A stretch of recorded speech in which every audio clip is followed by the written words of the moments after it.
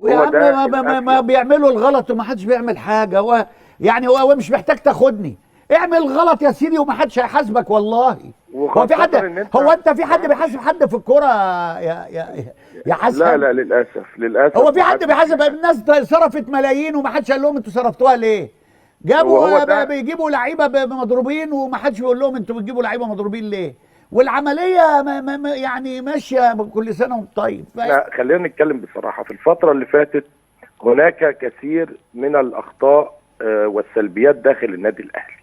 ايوه. وفي مرحلة من مراحل العشوائية في التخطيط، طب نمشي ده، طب نجيب ده، هوب وانت لا قاعد طب نجيب فكرة ده جات مدير لك. كوره وبعد كده لا نخليه مدير رياضي ونجيب واحد تاني مدير كوره وهكذا.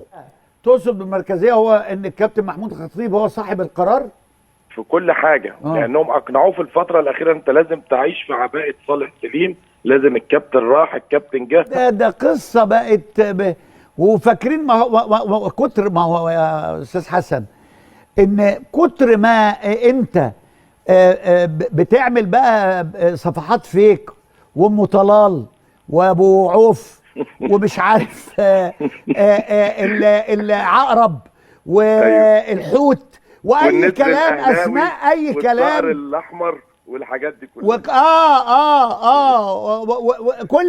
كل دوت كلام. وبعدين انت يقعدوا بقى ايه يقولوا لك ايه، حاجات خلصت وحاجات اترد عليها، يقعدوا يقولوا لك الفانيلات ده الورث ده مش عارف ايه. طب ما هو عندكم وفي انديه كبيره بدون ذكر اسماء واحد كان بيشتغل سمسار لعيبه وهرب لعيب ايام مانويل جوزيه، مش هنقول اسمه يعني عشان احنا مش عايزين نتكلم، ومحدش بيجيب سيرته. طب ما هو يعني النهارده وكان بيشتغل سمسار لعيبه وما زال دلوقتي هو برضو بيعمل عايزين نعرف مين اللي عمل عقد كولر ومضى عليه بدون ما مجلس الاداره يراجعه ولا الشؤون القانونيه تراجعه، ولو راجعوه يبقى لازم يتعاقبوا كلهم.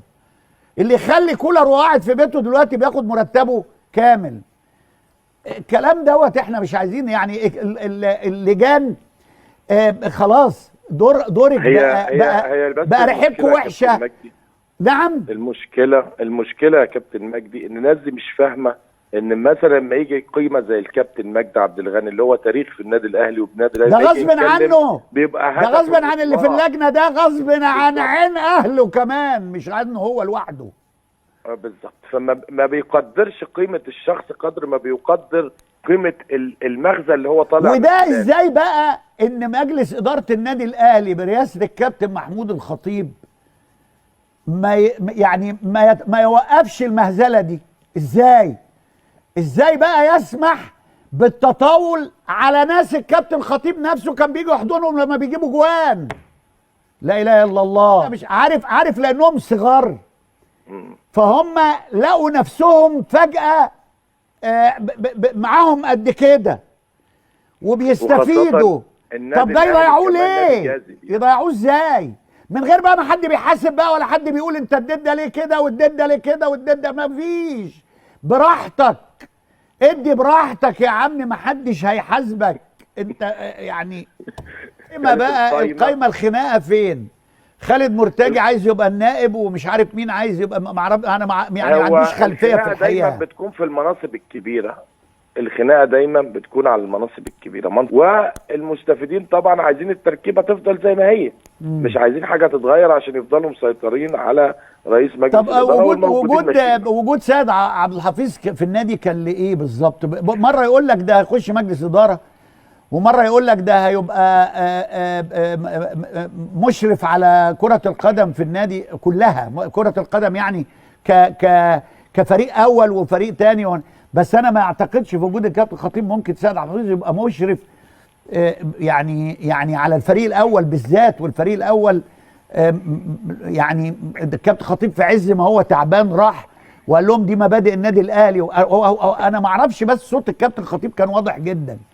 هم كانوا مصورينه من فوق وكان هو حاطط ميكروفون في حته ولا ما اعرفش، ولا هو صوته عالي جدا وصل للكاميرا اللي بتصوره من بعيد دي وكان الصوت رايق جدا. ما اعرف انت شفت الفيديو ده؟ في حاجات بتبقى مقصوده، هي مرحله لتهدئه الاجواء، والدليل على معادله السيد ولا عبد الحفيظ. تهدئه ولا حاجه، هم مش لا محتاجين تهدئه فيما تهدئه يا عم. يتعلق بكره يا عم القدم. هينجحوا غصب عن عين مش التخين. الانتخابات يا كابتن ولا الجمعيه العموميه، هي المساله دلوقتي انت يا عم انتخابات يا عم هينجحوا، اسمع اللي بقول لك عليه. ايوه ماشي، احنا مش مختلفين على الكلام ده، احنا بنتكلم ان كان في حاله راي عام ان الناس حاسه ان الاهلي عنده نتائج سلبيه وامور كثيره بتحدث، فاحنا ممكن النتائج السلبيه عايزين يبعدوا الجماهير عنها شويه، ممكن. بالظبط، فانت بتغطي على الامور دي وبتهدي الجماهير بما حدث في اعلان الكابتن الخطيب ان هو عايز يمشي ومش عايز يكمل، ثم عاد الكابتن الخطيب، ثم نجيب سيد عبد الحفيظ نقابله ونقول القعده هي لتصفيه الاجواء، لان ما كانش في اجواء اصلا.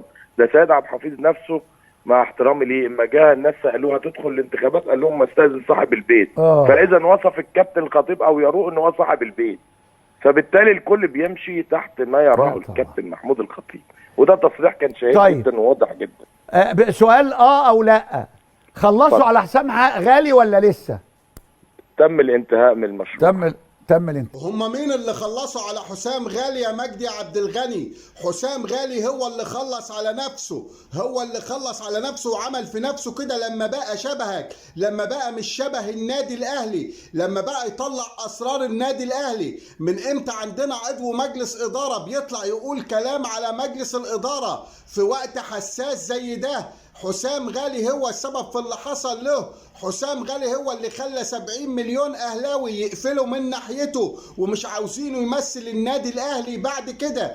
اما بالنسبه لك يا مجدي يا عبد الغني، فمعقوله كل ده كره وكل ده حقد على الكابتن محمود الخطيب؟ معقوله كل ده كره وكل ده حقد على نجاحات الكابتن محمود الخطيب لمده 50 سنه في خدمه النادي الاهلي، سواء كان لاعب او كان اداري او كان رئيس نادي؟ مش عارف انت مالك ومال الكابتن محمود الخطيب. ده الفيديو اللي انت فيه ده واللي انت بتتكلم فيه ده كفيل ان يخلي 70 مليون اهلاوي يقفلوا منك، انهم يقولوا ان انت كاره وحاقد على النادي الاهلي، انهم يقولوا ان انت مش اهلاوي، انهم يقولوا ان انت ما بتحبش النادي الاهلي. مش معنى يا اخي انك لعبت في النادي الاهلي خلاص تبقى بتنتمي للنادي الاهلي. الانتماء للنادي الاهلي افعال وليس اقوال، وانت ما بتعملش اي حاجه يا مجدي عبد الغني من الكلام ده خالص. ايه اللي انت بتقوله ده وايه الغل ده من الكابتن محمود الخطيب؟ انت عارف محمود الخطيب ده بالنسبه ل 70 مليون اهلاوي بيمثل ايه؟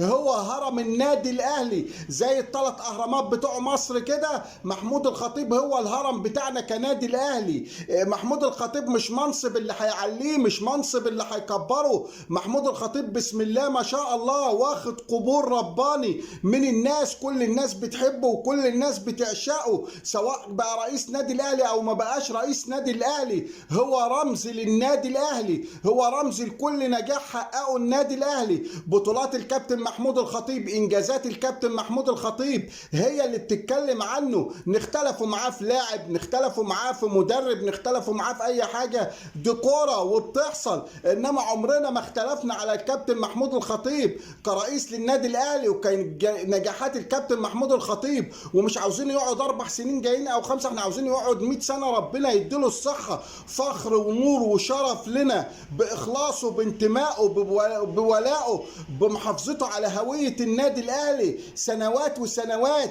انما اللي زيك انت يا مجدي عبغاني وتقول في لجان وبندفع لها فلوس، انت حد هيدفع فلوس عشان ناس تخرب عليك وعشان ناس تشتمك؟ ليه يعني؟ ده يبقى حرام ويبقى خساره. ده انت من غير حاجه خالص. هو احنا هننسوا حضنك مع مرتضى منصور في عز ما مرتضى منصور بيشتم مجلس اداره النادي الاهلي وبيشتم رموز النادي الاهلي وانت بتلعب معاه في النادي الزمالك اسكواج ولا مش عارف ايه وعمال تضحك وتهزر؟ هو احنا هننسوا قصه كهرباء وعقد كهرباء؟ مش هننسوا الحاجات دي خالص كجماهير النادي الاهلي. انت و7-8 عليكم 100 اكس احمر مننا ك70 مليون اهلاوي بسبب افعالكم، بسبب عمايلكم، بسبب خروجكم عن اصول ونظام النادي الاهلي. عمرنا ما هننسوا يا مجدي يا عبد الغني، وبنقول لك مالكش مكان في النادي الاهلي. لو راجل انت و7-8 زلنطحيه اللي عمالين يطلعوا كل شويه والخطيب والاداره والنظام، رشحوا نفسكم، لو خدتوا 1000 صوت في الانتخابات ديت يبقى انا ما بعرفش حاجه، مش هتاخدوا 100 صوت حتى. هو ده شعبيتكم وهي دي تمامكم. غيرتكم الكابتن محمود الخطيب منه كان زميلكم لاعب، حاجه غريبه جدا وحاجه عجيبه جدا. وحقدكم على نجاحه شيء ملوش اي مبرر والله العظيم. راجل محترم، راجل مؤدب، راجل ناجح، راجل شاطر، راجل حقق انجازات واعجازات مع النادي الاهلي. محمود الخطيب بقول لك 50 سنه بيخدم النادي الاهلي بكل اخلاص ووفاء وانتماء، ويطلع واحد زيك بيرمى عليه كلام. يا راجل عيب، انكسف على دمك واختشي على سنك بقى. مش عاوزين نقعد نقول لك كذا وكذا وكذا وكذا، فضايع عيب يعني. مش عاوزين نقوله كلام ما ينفعش يتقال. ربنا يهديك انت وغيرك. جماهير النادي الاهلي 70 مليون اتخنقوا منكم، قرفوا منكم، عاوزين يرجعوا منكم ومن كلامكم. حاجه تقرف. رجاء الاشتراك في قناتي وتفعيل